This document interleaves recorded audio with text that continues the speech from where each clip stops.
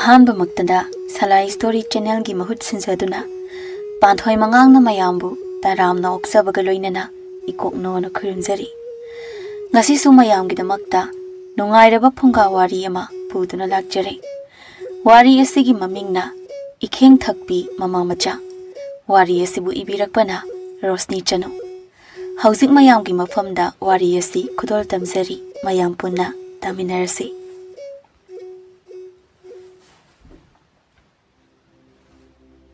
Mamangai matam amagi warini. Ningthau panba leibak amagi matai ithang-thangna leiba khul amadani.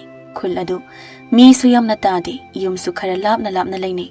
Khul asida thoibi kaubi sakta suda watabi leisabi amasu lei. Laikai mina di hainei thoibi se. Tamubina hai chaibiya nangbu masigi thoibi haise masak phajabagi wani. Lindau bini ko mapan thongda phajarasu manungdadi tin chabini ko. Chaibina Kaidorage haisibo. Karino haisibo nang kari mata tadabro. Tadiye kaidobu yaurage. Loire he nangsu khul pumba wa launaraba wasibu tadi. Ho adubu karino haiba. Ho adubu ro thoibi haibi se masina tauri se khul sida leiba nupa dagi hentoktana thangnaba khul singdagi nupa mayam ama laktana mayumda lek chadana lei haisi tadro nang. Adugane Magabu hek loina kraba. Magi yumdabu hek chang kraba mido. Tha phana ahingbo oina leiti su haine ye. Adu oire. Aidi anaubu wariga leibra haine khalure. Adudi khangi kaino iso. Ibema aidi ne adu hek khangbadagi. Ipu reba phau moigi thongal lambi ga nu haina ne thingjarabani. Nangi nupa thingbaga lairida nati mag hek khangnaba loinaba nupa sina kuina punsidri sibu nati masibu lewatin wa tawraga soro thatpi kaido tawri jalo khangde ni tamubi nang na haridu su khana ba yamba wadi oi adugumbagi mami di tade tamubina khangjadre dei bema nang aigi nupa dum senasi mase pakhang khak na te ko nupi leraba nupa si yam yauri ko chaibina Ado moigi mama masase aina hek lakpadagi asumna adum leiramli ahal su aisende na sunadi kamai tawri bazano khangdi aina khullasida yumpa leise sahi taradi sudori tamubina ibema nangondagi aina chahi ahum halibani ko khulsida yumpa lakpa asumaina adum leiramabani chaibina khangjadreda moigi wase Tuasida masigi wasi aisune ising sokpani thoklaga hanjindadana leiri tawrisi kada yongna chakhrajano hainaramani changkhragi si hainaduna nupi anida mayum-mayumda changnakhre somdana numitaramdai sida thoibi thangnaba khundagi senphu kauba nupa amaga unari senphuna thoibi kaigino nasakna taw asok phajakhrabi yengbagi penba naitrabi nangna aingonda yaraklide Da senphua nungsibadabu phajaba thiba haiba ama amuk leibrane nungsiradi nungsire pamjaradi pamjare adu thoibe nangsimin hariba nupa yam koi haibo senphu khara su pangjai pangbada natana mingsiga phibam siga su onthokna janakhre aduna thoibi mana sanabada irailai atai nupa dadi pak hekta ngamde adubu asuk phajabi mana ke tharakpada Karamba nupana bu yaridage. Da senphua mina haiba wada pangthada thajarunu ko. Mina kalaktana hainarini. Hoida mina kalaktana hairi oiramni. Thajarigi. Adu thoibe nang ahigi nakta karamba kanda laki harinu. Senphugi huwa aduda thoibi khumbagi mahutta nokmi tawduna wakhanda. Aina nangi nakta laktringai nang hana ima isagi chinjak oithokani khangdriye nupa mayamdagi nangna nasan noiba penba su hele aduna nangna su hena hauni maramdi nangdi hawpang hapta sabani na tajabu thoibi nangbo aina haise ta senphu la adawne ado aina nangi nanakta laktringai da ta senphu nang aikhoida chak amukta kaujagedana aina loizaba Meetei yen phajaba yam lei ता सेनफुना पेंद्रि फाव पिजागे सेनफु मादी चाबगा खरा पामजरे थोइबीना मैतै येना चा कौजगे काइना हाइरकपदुदा हराउना याये अदुदि कई नमिता लाके हाइनो हयेंगता लागे अदुदि याये ता सेनफु लाओ अदुदि हयेंगदा ngata lakpiro ai amuk chalukige si hairamduna thoibi thek tana mayumda changkhre senphu ma su hayeng di hinjang ahau charani khanduna harau mayumda chakkhre thoibi halakpagi lambi da khulsigi khwaidagi motpa khwaidagi namthiba chahi chupa iruzadaba maming ne kusune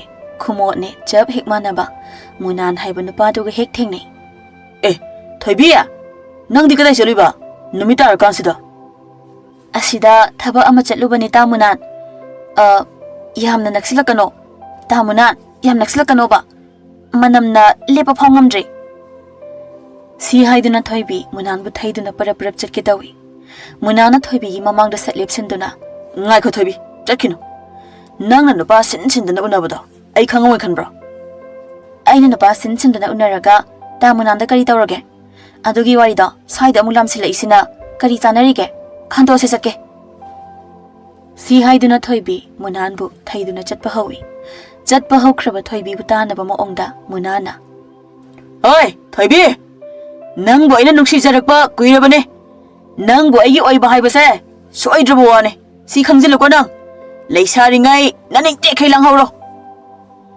munangi wahai adada thoibi sauna munanda mamit paina yenglei thoibi na saubada magi maya huya kaina hainabada aniduna machin tumthokpadu munan manadi uhaudre thoibi mayumda halaktuna mamabu kawi ima hoi ima kadai lege ima thaba imungda thaba ama tarambadagi machanupina kawbadu tabada tare kaidorage nangbo aduk sauna kawridubo ai am sauningi ima ngasidi ho adubu kaidorage haiba nangna sauningi do kari maramgino haibadudi ima da hayudana thangnaba khungi ta senpuda unarubane aduga halakpada munan haiba motainabado aduna lambi thalaga ise magi ni kaina harini adugibu isana karigi saurino apangbi mi oiba khudingmak nangonda bu kauraba nangna haibabu yagadaba oiraba loina harau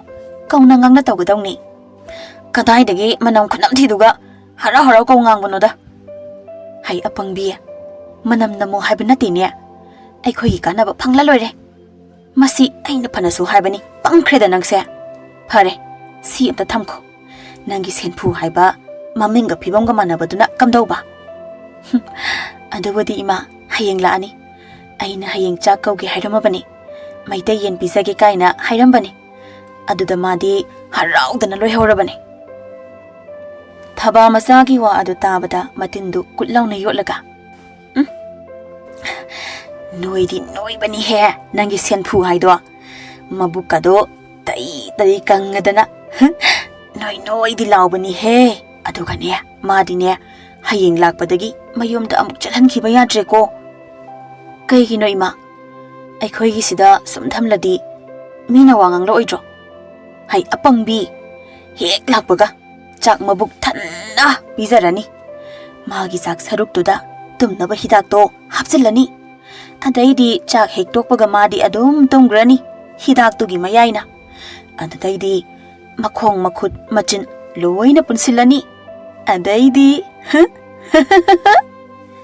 si haiduna mama masado akiba khonthokta khakna nokli somda thoibi hoiga khun punna leiminaba lemba thoiba thanil makhoi ahumsu namidang wairamgi nuksi staba thori lambi da chatna lembana ida noi pawm tarabo thoibana kai paw noi do atai nate da asom makha khunjin lomda leiba yumdong pokto aduda leisabi masak phajabi laigi masa manbi ama mama ga moi anitang leibado adudo nupa ga yam koi mali masak tudi yam lanjadabi ingtapsabi manbane aduga maga koina ba nupa sa koina punsidi haine kai gi oijano bodo kari ye moigi laimit tabi habra adugo oijalo thoibana chalo Lai mit taba haijidi koinari kandadi kaishu tawponte luhonga kanda nupa punside haiba wani adu sumi leisharingaida sana khongnang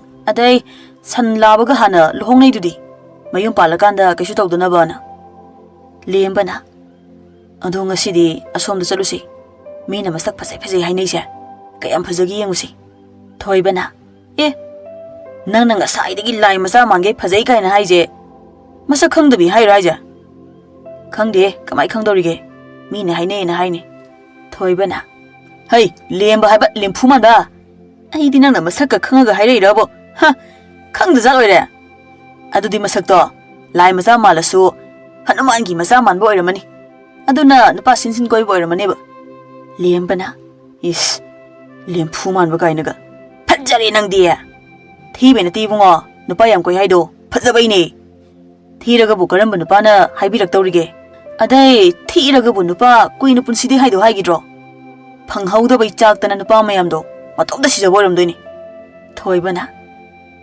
nang silo hei bungo taibang pansi nang na pangi palone kori nu khongdi mataw anina mari yetna na lakpana thoibi hoige thonggal yoksale thoibi masu sanabun lama paiduna makoi thonganda leiba pukri adudagi ising sokpa thokpadu nupa ahumduna uraduna tamina hainai lembana ai asiwi jalo moi thoibi haido pajai aside thoibana wah asidi kai khufajano lai gi masandagi manabu helamgani ne fajaba moirang thoibi kai dubu madok nu fajaram gadro ngasai dagi tamina leiramba thanil mataudi iman mandana fajaramoi moirang thoibi dagi so mana helamgani lai gi masandagi so mana helamgani mataugi waduda anido ingangakna yengkhalai thoibana thanil gi masanomduna thanil ida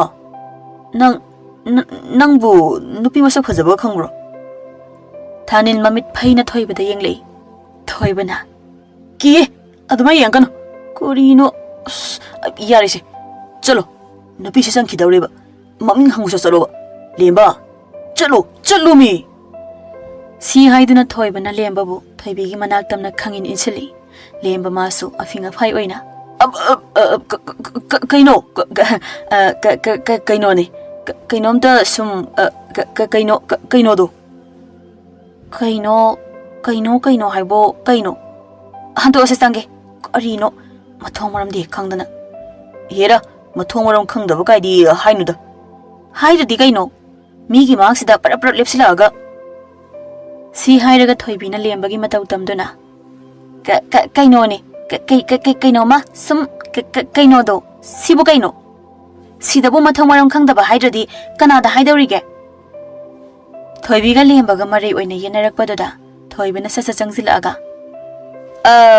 sumdo bani chal aikhoi se itause kokda khitang ayo to bani sawa ya deko thoibagi wada lemba matawda mamikka du phaina yengduna o nupi mamangda yoli ni aise kayam silage amta ngai khose korino tumin amta leyo nachindo thumi leyo kaina tawbiri sibo pikhraba lambi se thachinbire aduga phandana lepiri sibo amta han tokpiyo ai amta yamda changjakhrage kadai de changba yadri masigi angau faise ngangnari kanda haida wadi amta hainadri si haiduna thoiba thoibida amo asilaktuna isalgi mingbu kari kauge thoibi madi harauri bani nupa ahom sina laklaga magi mamangda lepsinduna minga hanglibase sausinabagi wani thoibi kawe oh thoibi haiba isaldi sakkaminga yamjani ado aikhoi ahumgi mingsu khango aigina thoiba sigi kokta kitang ayo dawbasina lemba ado madi lemba kawai wani ko lemdi suklem lemdabani aduga asi khara lamna leriba itawsina ne thanil itawsidine ika yam thiganbani nupi su mapun sigi amukta koiraktribani oh adudi ai sangagi yare ko ngai ho aikhoi su sikhul sidaini khul pulasu magi thabak loina chinabana nongmata wari watai sanaba sungamde ado hayengse nang sangadro sangadi mayai lekai da singju sase nata amaga thoro Thoibi yadi yaninglabani adubu yaningdaba saduna ngasi khak thengnaraga noina thoro hairaga hekta tholakadaba nate isa adumna lana khanbiganu aikhoi phattaba mi amatta nate isa thagatpa nate thajadraga loinaraga tinaraga yo hayengdi sangde ayumda mi lakani hayengi mathangse namit yungba matungda thengnarasi si hairamduna thoibi thanelda mamituna lurakna yenglamduna changki mathangi numitni thoibi mama masado yen thongnaba haidana kuilang langli thoibi na mama da onsenduna ima aidi horen makhori da oina chike ko yaroida nanga da sum makhori da chike di kanana yadoino kaino ima aina purukpa natro ima na purukpa da ai kaisu makhori chike hairamoida ho aina purukpa di ne hanuba hanubi ngakta nangna na hanina thoda tho lauba pet pet lauba ngakta purukpa ni na aisu amadi makhori da chika hoba yaidana ho ima gi di ne aina tamunanda phabirage aduga chio chalo hai tuka chain he mina na han makai yen hui hawdongi I thakpase puk thande ngasidi taibang mi oibagi Ekheng do pe na pukse kai ba makai tha ani khalaga magi munan haiba nura thangdugi makhori chiu kaina ngamjaroi mama masa sibu taseng na hingchabi haibadura natte taibang mi oibani taibang mi oiba oiraga matau karamna karigidamak mina taunadaba chanadaba chinjak chariba masigisu aronba wari amadi leiri mama masana kana khanghanda lotuna thamli somdasu senphu madi mama masana kari khalli kari tawrakani khangdabana maga khangnajaba nupi aduna chak kaubiri haina hara harau mamada chalukhige kaina hairi ima ai chalukhige horen aina halakpada ima nangi namau nupi da hairagane yen thongbu purake manamgado namose nate imagi bunga nangbu nangna khangnariba nupi dubu kadaidagi nosu hayu yade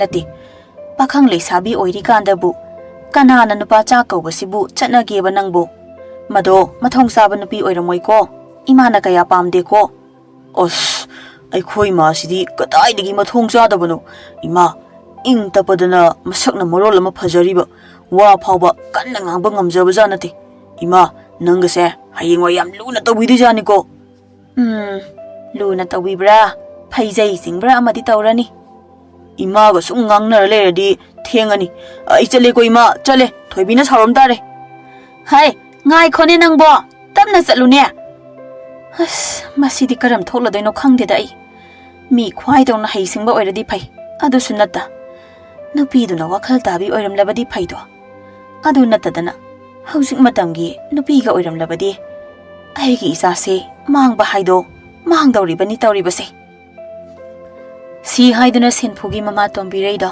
machana chatkibado mipaina yengduna lehawi matang asida tombirei magi yathangba pambom adu khangsong jonglei pambong khangsong jonglakpadu da tombirei pambom da makhuna ahumlak lauraga machinda jupsei wakhandasu ngarang ahingi manglanda na marol ama nungai triba isa nupa asina makha pangna sum chakraga aina kawbosa sukhum khumdana adum chatkraga Ekheng marakta amuk taraga leiramba isa na sak sabani haina chatkriba sibu aibu kadai waidano haibasu sapchabi khanghaudi ais karibu thoklaga ba he mabu ibungo isa bu asoi angamdadi yahanbiganu ko Tombirei mapu mabu mabuk ningda ningzaduna tamina imungda changkre somdana senphu masu sum lakbana thoibi hoigi khun yoksinkhre senphu na thoibi hoigi thongal da changkhibadu nupi kharana uhauraduna moi masen hainei khambina yengune noibo masigi thoibi haibi sigi thongal da changkhriba nupa se amusanana hoini ise khambi karigi oiraba jano asina mo thaba tombina khangzaba nateda aikhoina karigino haiba moigi imungsida yumsida bu hek sangkhraba mido thabum ama hek phabaga hek ta thawai thai masina aikhoisu makhoi yumsida nupa na ha ama amuk chang tawbase thinguba ngamdre khambina thingba ngamdre haidana sumaina sum leithokpadi yaroine ining thawda wakatpana pharoidra amusanana hoise ining thawda wakatpana budi phani atuda ꯈ꯭ꯋꯥꯏ ꯃꯔꯨ ꯑꯣꯏꯅ ꯅꯤꯡꯊꯧ ꯀꯣꯅꯨꯡ ꯆꯠꯀꯗꯕ ꯃꯤꯁꯤꯅꯤ ꯑꯩꯈꯣꯏ ꯈꯨꯜꯁꯤꯒ ꯀꯣꯅꯨꯡꯒꯗꯤ ꯑꯗꯨꯛꯀꯤ ꯃꯇꯤꯛ ꯂꯥꯞꯅꯈ꯭ꯔꯦꯗꯣ ꯊꯕꯥꯇꯣꯝꯕꯤꯅ ꯄꯥꯝꯕꯩ ꯑꯃꯗꯤ ꯂꯩꯌꯦ ꯏꯆꯦ ꯑꯅꯤ ꯑꯃꯨꯁꯅꯥꯅ ꯍꯥꯏꯌꯨꯅꯦ ꯑꯗꯨꯗꯤ ꯊꯕꯥꯇꯣꯝꯕꯤ ꯀꯔꯝꯕ ꯄꯥꯝꯕꯩꯅꯣ ꯀꯔꯤ ꯇꯧꯒꯗꯕꯅꯣ ꯏꯆꯦ ꯃꯃꯥꯡ ꯂꯩꯀꯥꯏꯒꯤ ꯇꯥꯗ ꯇꯣꯟꯖꯥꯎꯗꯣ ꯀꯣꯅꯨꯡꯗ ꯐꯝꯅꯥꯏꯕ ꯑꯣꯏꯔꯤꯗꯨꯗꯤ ꯃꯥꯅ ꯀꯣꯅꯨꯡ ꯀꯥꯕꯗ ꯍꯥꯏꯔꯝꯕ ꯌꯥꯏꯅ ꯃꯥꯒꯤꯁꯨ ꯃꯈꯨꯜꯅꯤ ꯁꯤꯃꯗꯤ ꯃꯥꯁꯨ ꯌꯦꯡꯁꯤꯟꯕ ꯌꯥꯏꯅ ꯑꯩꯈꯣꯏꯒꯤ ꯈꯨꯜꯁꯤꯕꯨ ꯈꯨꯜ ꯃꯆꯥꯅꯤ ꯃꯇꯥꯏ ꯏꯊꯪ ꯊꯪꯅ ꯂꯩ ꯍꯥꯏꯗꯨꯅ ꯏꯅꯤꯡꯊꯧꯁꯨ ꯉꯥꯏ ꯐꯝꯅꯥꯏꯕꯁꯤꯡꯁꯨ ꯃꯉꯥꯏ ꯀꯔꯤ ꯃꯤꯠꯌꯦꯡꯕꯨ ꯆꯪꯕꯤꯕꯒꯦ ꯈꯝꯕꯤꯅ ꯍꯣꯏꯅꯦ ꯆꯨꯝꯃꯤꯅꯦ ꯅꯪꯅ ꯍꯥꯏꯔꯤꯗꯣ ꯑꯗꯨꯗꯤ ꯁꯤꯒꯤ ꯋꯥꯁꯦ ꯍꯟꯗꯛꯀꯤ ꯑꯩꯈꯣꯏ ꯈꯨꯜꯒꯤ ꯃꯤꯐꯝꯗ ꯄꯨꯈꯠꯂꯁꯤ ꯑꯩꯈꯣꯏ ꯑꯍꯨꯝꯅ ꯆꯠꯂꯒ ꯍꯥꯏꯔꯨꯕꯗꯤ ꯌꯥꯔꯣꯏ ꯈꯨꯟꯒꯤ ꯑꯍꯜꯁꯤꯡꯗ ꯍꯥꯏꯍꯜꯂꯁꯤ ꯑꯃꯨꯁꯅꯥꯅ ꯍꯣꯏ ꯏꯆꯦ ꯑꯗꯨꯅ ꯐꯔꯅꯤ ꯑꯗꯨꯗꯤ ꯑꯩꯈꯣꯏꯁꯨ ꯌꯨꯝ ꯌꯨꯝꯗ ꯆꯪꯅꯔꯁꯤ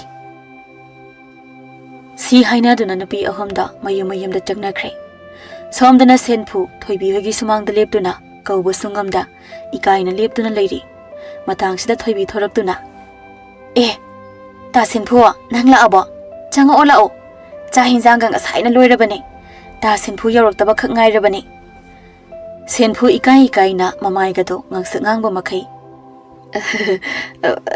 ꯑꯩꯁꯨ ꯌꯧꯔꯛꯄ ꯉꯥꯏꯍꯥꯛ ꯑꯣꯏꯔꯦꯗ ꯑꯗꯨꯗ 이까이드나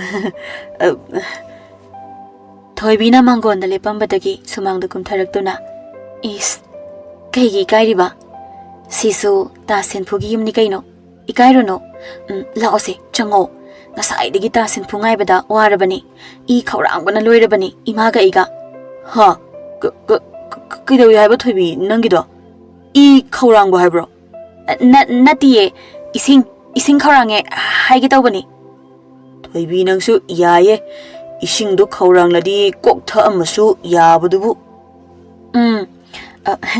야부디 야바네바 아두다 이싱도 아이디 자이셀 아마 탁트라디 옥데바 아두나 이싱도 타아디 작자바 아묵 야라로예나 다센푸 쑥nga이라바 바 낭수 야예 이싱부 자이셀 아마 타이 하이시니 파레세 라오상가시 이몽다 아이 카우랑레바 시 하이두나 토이비나 센푸부 마콧 바이두나 이몽담나 징신키 토이비나 마마 타바부 카우라두나 이마 호 이마 짝 티로 나야 누파 라에 토이비나 나야 누파 라에 까이나 하이바두다 센푸디 아묵까 헤나 이까이레 이빵빵크레 어스 토이비 낭디 노이 마다가 이세 낭가 강나바니 까이나 하이크로보 하이레 까이더러게 다 센푸 그이슈부디 따우데다 이까이베 원이 까이더베 이까이디노 하이자 호 이붕어 이마수네 마야 누파 마삭 마tou 파자바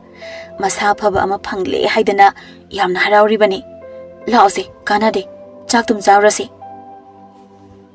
ꯑꯁꯨꯝꯅ ꯊꯣꯏꯕꯤꯅ ꯁꯦꯟꯐꯨꯕꯨ ꯃꯈꯣꯏꯒꯤ ꯆꯥꯛꯈꯨꯝ ꯑꯣꯏꯔꯤꯕ ꯃꯅꯤꯡꯒꯤ ꯀꯥ ꯑꯗꯨꯗ ꯄꯨꯁꯤꯜꯂꯛꯏ ꯆꯥꯛꯈꯨꯝꯅꯦ ꯍꯥꯏꯅ ꯇꯧꯔꯤꯕꯗꯨ ꯅꯥꯇꯩ ꯑꯃꯗꯤ ꯆꯥꯗ꯭ꯔꯦ ꯀꯔꯝꯅꯗꯤ ꯅꯥꯇꯩ ꯆꯥꯔꯨꯅꯤ ꯊꯣꯏꯕꯤ ꯑꯃꯗꯤ ꯃꯃꯥ ꯊꯕꯥꯗꯤ ꯅꯣꯡꯃꯇ ꯆꯥꯛ ꯊꯣꯡꯂꯒ ꯆꯥꯕꯁꯨ ꯅꯠꯇꯦ ꯉꯁꯤꯇꯕꯨ ꯁꯦꯟꯐꯨꯕꯨ ꯆꯥꯛ ꯀꯧꯔꯨꯕꯒꯤ ꯆꯥꯛꯈꯨꯝ ꯃꯥꯅꯕ ꯁꯦꯝꯂꯤꯕꯅꯤ ꯑꯗꯨꯕꯨ ꯑꯄꯪꯕ ꯈꯔ ꯆꯥꯔꯒ ꯄꯪꯂꯩ ꯂꯩꯕ ꯁꯦꯟꯐꯨ ꯃꯥꯅꯗꯤ ꯈꯪꯖꯕ ꯅꯠꯇꯦꯗꯣ ꯊꯕꯥ ꯁꯦꯟꯐꯨꯗ ꯌꯦꯡꯗꯨꯅ ꯃꯊꯤꯟꯒꯗꯨ ꯀꯨꯠ ꯌꯣꯠꯇꯨꯅ 이붕어시라 센푸 하이제 센푸 이까이나 호이 이마 이사디 sakna sak 파자리바 마사나 마사 파리바 하우라니다 라오세 짝세 싸라로 타바나 하우라니다 하이락바두다 센푸디 잉앙악나 하 그이보 이마 하우라니 하이시부 까이수 나띠다 이마나 하이바디 ꯍꯦꯟꯖꯥꯡꯁꯦ ꯍꯥꯎꯔꯗꯧꯅꯤ ꯆꯥꯛꯁꯦ ꯍꯥꯟꯅ ꯆꯥꯔꯁꯤ ꯍꯥꯏꯕ ꯊꯣꯏꯕꯤꯅ ꯑꯃꯨꯛ ꯍꯥꯏꯖꯤꯜꯂꯛꯏ ꯐꯝꯃꯣꯇꯥ ꯁꯦꯟꯐꯨ ꯆꯥꯕ ꯍꯧꯔꯣ ꯄꯨꯟꯅ ꯆꯥꯔꯁꯤꯗꯅ ꯅꯣꯏꯁꯨ ꯊꯕꯥꯅ ꯌꯥꯗꯦ ꯑꯩꯈꯣꯏꯒꯤꯗꯤꯅꯦ ꯃꯤꯊꯨꯡꯂꯦꯟ ꯑꯣꯏꯔꯤꯕ ꯃꯤꯗꯨꯒꯤ ꯁꯦꯕꯥ ꯍꯥꯟꯅ ꯐꯪꯖꯔꯕ ꯃꯇꯨꯡꯗ ꯑꯩꯈꯣꯏꯅ ꯀꯣꯟꯅ ꯆꯥꯗꯧꯔꯤꯕꯅꯦ ꯑꯗꯨꯅꯅꯦ ꯏꯆꯥ ꯍꯥꯟꯅ ꯆꯥꯔꯣ ꯃꯤꯅ ꯑꯗꯨꯛ ꯐꯖꯅ ꯍꯥꯏꯔꯕꯗꯨꯗ ꯁꯦꯟꯐꯨ ꯃꯥꯁꯨ ꯋꯥꯈꯜ ꯏꯈꯟ ꯈꯟꯗ ꯆꯥꯕ ꯍꯧꯏ ꯁꯦꯟꯐꯨ ꯃꯥꯅ ꯆꯥꯔꯤꯕꯗꯨ ꯌꯦꯡꯗꯨꯅ ꯃꯃꯥ ꯃꯆꯥ ꯑꯗꯨꯗꯤ ꯆꯤꯔꯣꯜ ꯇꯧꯅꯔꯤ 이마 ꯅꯪ ꯉꯁꯥꯏ ꯍꯥꯞꯇꯤ ꯍꯥꯞꯈꯤꯀꯣ ꯇꯨꯝꯅꯕ ꯍꯤꯗꯥꯛꯇꯣ ꯍꯥꯞꯈꯤꯍꯦ ꯑꯩꯅ ꯈꯪꯅ ꯇꯧꯈ꯭ꯔꯕꯅꯤ ꯇꯨꯃꯤꯟꯅ ꯂꯩꯌꯨ ꯑꯗꯨꯏ ꯁꯔꯨꯛ ꯆꯥꯔꯤꯁꯦ ꯑꯋꯥꯠ ꯑꯄꯥ ꯑꯗꯨꯝ ꯍꯪꯉꯨ ꯆꯥꯔꯤꯅꯦꯅ ꯇꯧꯔꯤꯁꯤꯅ ꯑꯣꯛꯅ ꯃꯆꯤꯟꯖꯥꯛ ꯆꯥꯕ ꯍꯦꯛ ꯃꯥꯜꯂꯗꯅ ꯇꯧꯔꯤꯁꯤ ꯊꯣꯏꯕꯤ ꯃꯃꯥꯅ ꯍꯥꯏꯔꯤꯕꯗꯨ ꯈꯨꯝꯂꯨꯗ꯭ꯔꯦ ꯅꯣꯛꯃꯤ ꯇꯥ ꯁꯦꯟꯐꯨ ꯀꯔꯤ ꯀꯔꯤ ꯍꯥꯞꯄꯈꯣꯒꯦ ꯌꯥꯔꯦ ꯁꯤꯅ ꯌꯥꯔꯅꯤ ꯑꯗꯨ ꯊꯣꯏꯕꯤ ꯁꯤꯃꯨꯛ ꯍꯥꯎꯕ ꯌꯦꯟꯗꯤ ꯑꯃꯨꯛꯇ ꯆꯥꯗ꯭ꯔꯤ ꯆꯥꯅ ꯆꯥꯅ ꯃꯈꯨꯠ ꯐꯥꯎꯕ ꯍꯥꯝꯕ ꯅꯪꯗ ꯁꯦꯟꯐꯨ ꯃꯥꯗꯤ ꯋꯥꯈꯜ ꯃꯥꯡꯅ ꯂꯩꯃꯥꯏꯗ ꯍꯦꯛꯇ ꯍꯥꯏꯊꯈ꯭ꯔꯦ ꯁꯦꯟꯐꯨꯒꯤ ꯃꯇꯧꯗꯨ ꯎꯕꯗ ꯃꯃꯥ ꯃꯆꯥ ꯑꯗꯨꯗꯤ ꯍꯔꯥꯎꯅ ꯌꯦꯡꯅꯗꯨꯅ ꯊꯕꯥꯅ ꯆꯠꯂꯨ ꯏꯕꯦꯝꯃ ꯑꯁꯣꯝ ꯀꯥꯗ ꯊꯧꯔꯤ ꯂꯩꯍꯧꯕꯅꯤ ꯂꯧꯔꯨꯖꯧ ꯃꯃꯥꯅ ꯍꯥꯏꯔꯤꯕꯗꯣ ꯊꯣꯏꯕꯤ ꯈꯨꯝꯗ ꯊꯧꯔꯤꯗꯨ ꯂꯧꯔꯨꯗꯨꯅ ꯁꯦꯟꯐꯨꯕꯨ ꯄꯨꯟꯁꯤꯜꯂꯤ ꯊꯣꯏꯕꯤꯅ ꯉꯁꯤꯗꯤ ꯑꯩꯒꯤ ꯅꯤꯡꯖꯕ ꯊꯨꯡꯂꯒꯅꯤ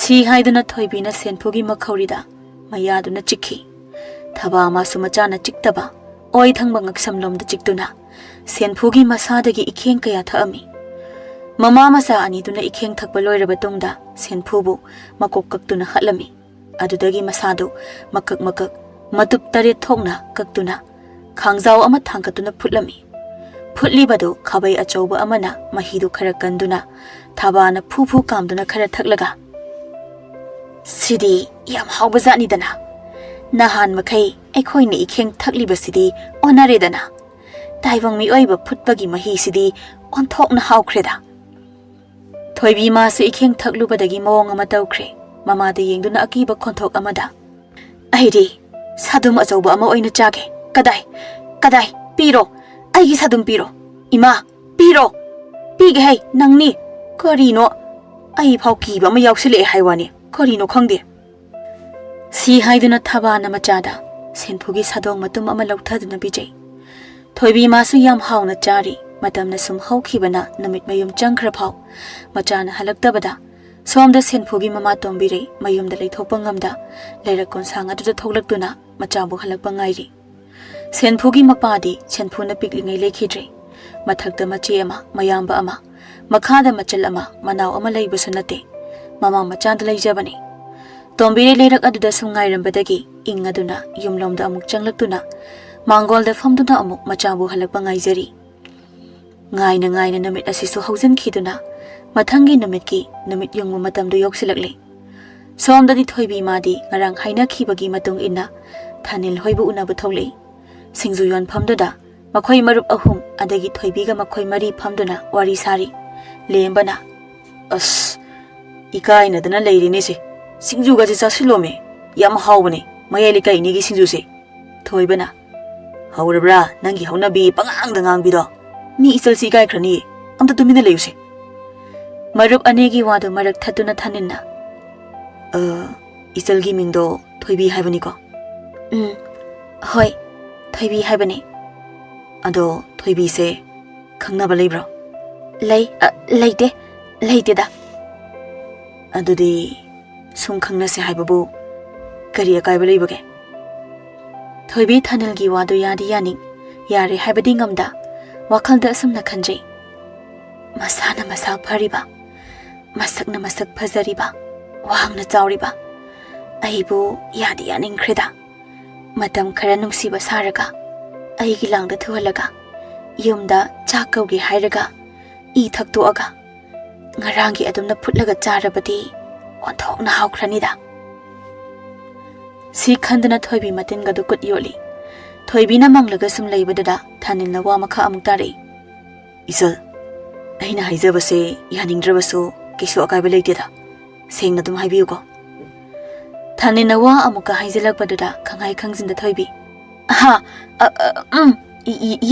yai ibung yai si hairamdana thoibi hawgatuna chenki थोइबीगी मतवददा अहुमदु वरी सानहौई थोइबना इस यादेको मी मचादी सक फजबनीना नपीनग हेक्ता सट यासलेब लेम्बना अदुबुदी कइनोने नपी मयामसना थानिल हाइख्रदी सिजरगेना लेनरमनी कइनो अस तावदे याम वारेको चलसलो नुयनी लेहौखिद्रो सी हाइरमदुना थानिल इकाइबा खांबो ओइना साउजिनदुना हौगलगा चटखि ngasidagi thanil amadi thoibi nungsinaki somdasu senphugi mama machabu thiba lepte machana chakaubani haina chakribase ngasiga tharaga chayol amadi phare hauzik phawba Machana yumda hanjilaktaba asida chabam thakkum khangdana machabu halakpa ngairi.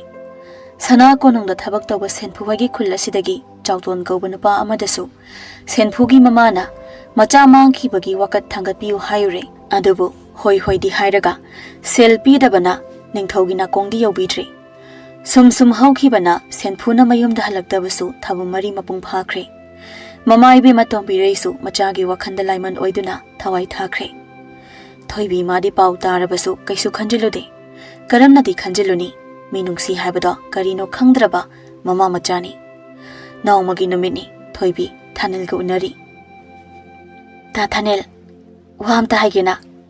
Hayo kaiwano adu koidubu kaigino. Imana ta Thanel se masak khangningin haye. Nongma talak piwa ikhoida. Yes, adu ere. Adu thoibi ai noida lakpadi ikai he. Ko nei bani luhonga kando oina khangu hayo imado. Is kaidoba ikai duino amuta lakpiyo ba. Ikai ba adu sarukpadi ibani karam kanda chelase haino. Aina haibadi yambide aduga karam kanda chelase haino kainaga. Se adu madi nang aingonda hairano. Thoibi se Sauranoba. Panthoi ni tarido aduni hena nungsikhre ko. Sidi ai nang thanamaga yumda hanba ngamoidoribo. Is yari jo nangdi ai kisu nungsidaba male. Haima masidi ba nungsibe natro nangbu nongtu haudrabadi leiba ngamdrise. Yari khange jo nangida haijanai ni. Adudi nungside haibada thaba oina utpataridana. Is kari tawdeba yumda puba tari ngasidi nangaina ngamjagadra ngamba ngamdaba haidudi thabang utpataridana. Si haiduna Thanelna thoibigi makhut paiduna mayum tamna chingduna chali. Thoibi madi haraubuna loirabani adubu yadaba saduna. Ta Thanel se thado oba se kona senseba seba ai halaktrena imana pakhatlamba tareba se thado o haiba. Adubu Thanel madi tade thoibi bu makhut paiduna adumak chingli. Thoibi masu yaningdaba saduna yanba lepte yana chingna tawduna lakpana. Numitna mayum changlamdaida Thanel amadi thoibi Thanel gi sumangda leplare. Thanel gi yumda thabak sunaba leiba nupi amana Thanel gi mama ibema ahanbida machana nupi ama puduna lakle haina tamlure. Wase tabada harauna imungdagi senthoraktuna. Kadai aigi mok sana lakle haibadai kadai aigi mok do kadai no. Si haiduna ahanbi sumangda kumthaduna masagi marumda liptuna leiriba thoibida yengduna. Aima aigi mok sidi onthona phajakreda. He nang leiba nanidana isa nupana topa nupiga luhongsi haiba yadriba sidia. Lao imungda changlasi kari mata koiba yade ko nayumakni khangadawni. Si haiduna ahanbi madi mamau lakle khanduna harau thoibibu imungda pusinki. Laikai mi khaisu mau yengba lakne khul pulabasu laikai pundabana thoibi ase kanano haiba khanglamde aduna laikai mina Thaneldi nupi thiba hai masak phajai haina loina hainarami. Namdangi matamni cha ising sabagi matamni thoibi madi chak sabase hainadraduna chada yadabagi maru ama ani makuna siktuna charami. Mamaugi matawadada ahanbina nungsina yengduna hautrabo imaubo siktuna chari dubu kaidawrage nabuk thannaba mayam chaselo. Hawi ma matang asida Thanelgi mapa ibunga tonjawsu konongdagi halakpaga mapa sanaraduna magi nupi ahanbina pau pumba tamlare. Tonjaw masu pau du tabada harauna mamaubu nungsina wahai kaya haibirami. Thoibi madi taibang mi oiba mayam si ubada I thakningbana masasi phathaba ngamdre. Adubu ma matang saji khanduna yamna wana khangjari. Ahanbina masada yengduna. Imagi bungo yengoi imause ngasigidi imaga tumlage. Matam sisu thenglamlani potharurage. Imausana lao imaga tumlurasi. Si haiduna tumba changki Thanel madi mamada kaisu haibasu ngamda murum solaga lehawi. Koinu ekhoi masibu ngawrab jalo mi nungsi banthung yorumdaini wari wataiga saningamni kaina amta khangda jalo pilabani heide oiba aina saruktanaba ko ngasi Si haiduna madi mayai kada phamduna lei. Matang sida mapa amuk magi kadagi tholakduna. Hoima. Ipagi bunga. Kaidawai nangna sida amuk awa polum pubu manke phamisina. Isabu kanana laksa khudum chanba yawi. Hayo ipada. Ipagi di khangange. As. Yam pakti ekhoi pawase. Ho namong napido. Ekhoi mana puraga magi kada changkhre. Mi aina di somda wari sagi tawraga. Ngasai su mau yengba lainena chak thongalini adu ta holini en tawda. Wari su amta sade. Aduga hausingna imana pusida changkhre. Aina haibadi pusingi hairasu aiga wari amatang warasu salamo haibanida. Masagi wada tonjaudo nokmi macha dalakna rei. Adugi oile ko. Isana awa polum puri baside.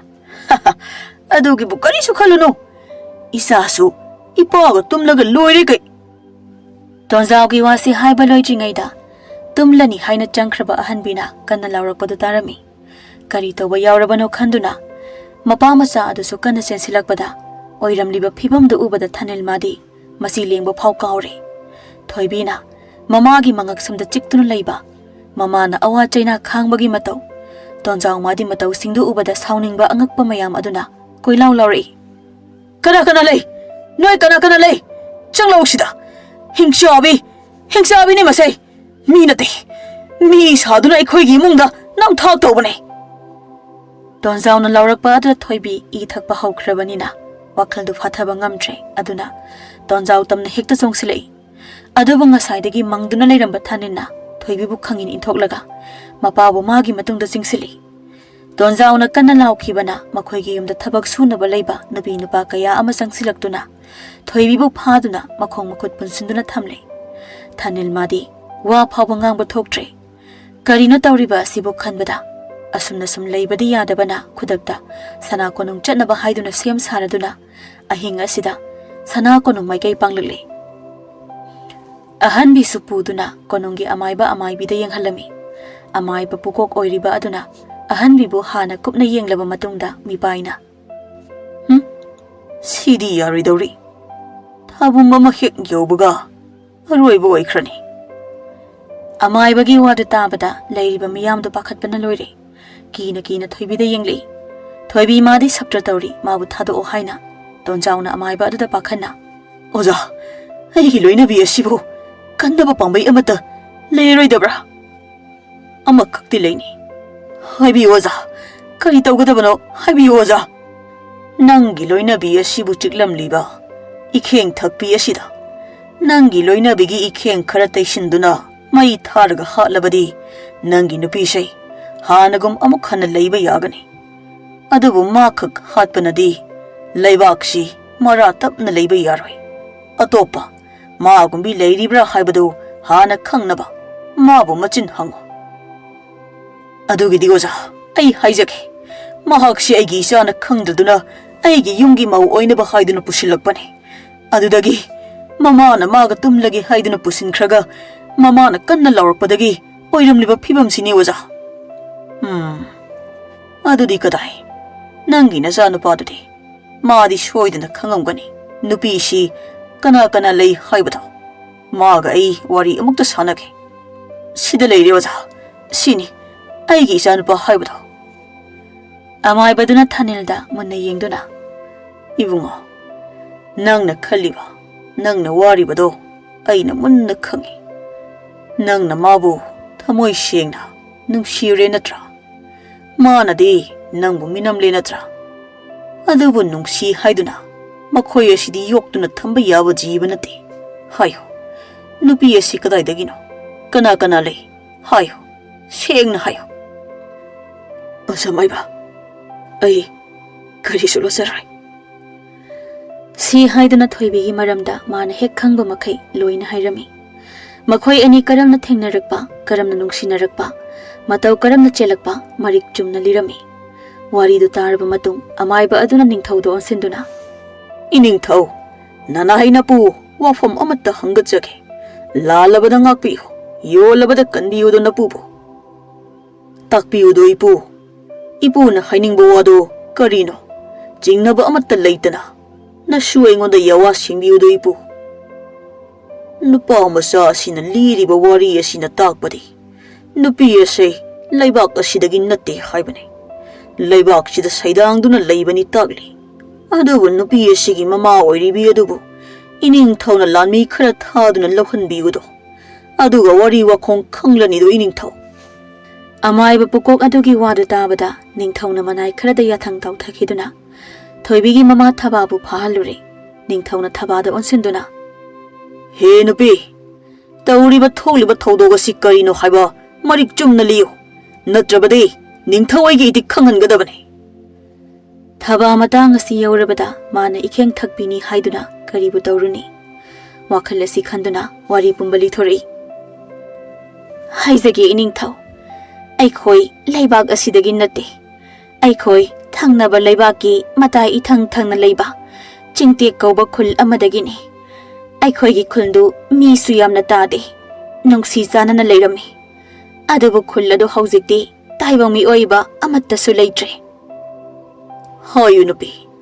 Karamna nakhoi gi khulna mutkiba. Karamna namana sana khullasida lakiba. Matamdo. Aikhoi khulsida. Lainingba ama laktuna leirare. Lainingba nupa adugi saktamdu ubada. Aikhoi na yamna noknaki. Maram asina. Matam kuina lainingduna leiraba. Laigi matik mayai jelaba. Lainingba nupa aduna. Aikhoi da sauna. Meetei ama thangki.